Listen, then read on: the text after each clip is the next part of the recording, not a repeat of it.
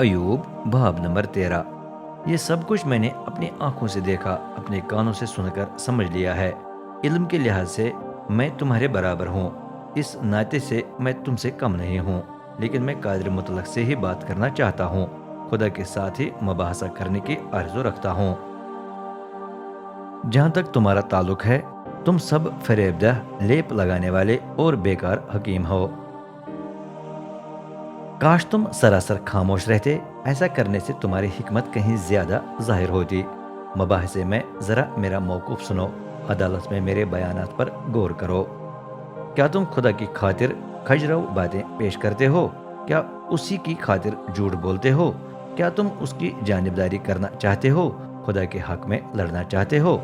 سوچ لو، اگر وہ تمہاری جانچ کرے تو کیا تمہاری بات بنے گی؟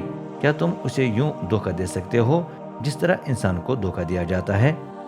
اگر تم خفیہ طور پر بھی جانبداری دکھاؤ تو وہ تمہیں ضرور سخت سزا دے گا۔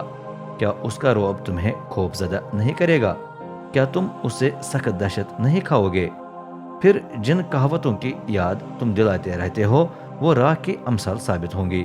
پتہ چلے گا کہ تمہاری باتیں مٹی کے الفاظ ہیں۔ خاموش ہو کر مجھ سے باز آؤ، جو کچھ بھی میرے ساتھ ہو جائے میں بات کرنا چاہتا ہوں۔ میں اپنے آپ کو خطرے میں ڈالنے کے لیے تیار ہوں۔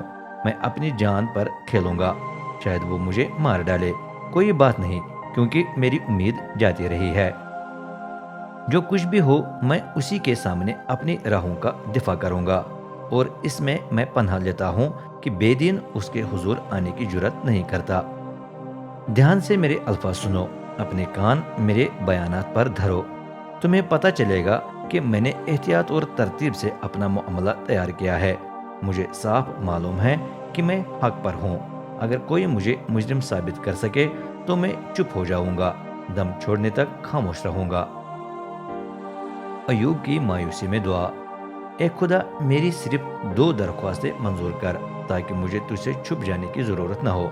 پہلے اپنا ہاتھ مجھ سے دور کر تاکہ تیرا خوف مجھے دہشت زدہ نہ کرے۔ دوسرے، اس کے بعد مجھے بلا تاکہ میں جواب دوں، یا مجھے پہلے بولنے دے اور تو ہی اس کا جواب دے۔ مجھ سے کتنے گناہ اور غلطیاں ہوئی ہیں، مجھ پر میرا جرم اور میرا گناہ ظاہر کر۔ تو اپنا چہرہ مجھ سے چھپائے کیوں رکھتا ہے؟ تو مجھے کیوں اپنا دشمن سمجھتا ہے؟ کیا تو ہوا کے جھونکوں کے اڑائے ہوئے پتے کو دہشت کھلانا چاہتا، خشک بھوسے کا تعاقب کرنا چاہتا ہے؟ یہ تیرا ہی فیصلہ ہے کہ میں تلخ تجربوں سے گزروں، تیری ہی مرضی ہے کہ میں اپنی جوانی کے گناہوں کی سزا پاؤں۔ تو میرے پاؤں کو کاٹھ میں ٹھونک کر میری تمام راہوں کی پہرہ داری کرتا ہے۔ تو میرے ہر ایک نقش قدم پر دھیان دیتا ہے۔ گو میں مائی کی گسی پھٹی مشک اور کیڑوں کا خراب کیا ہوا لباس ہوں۔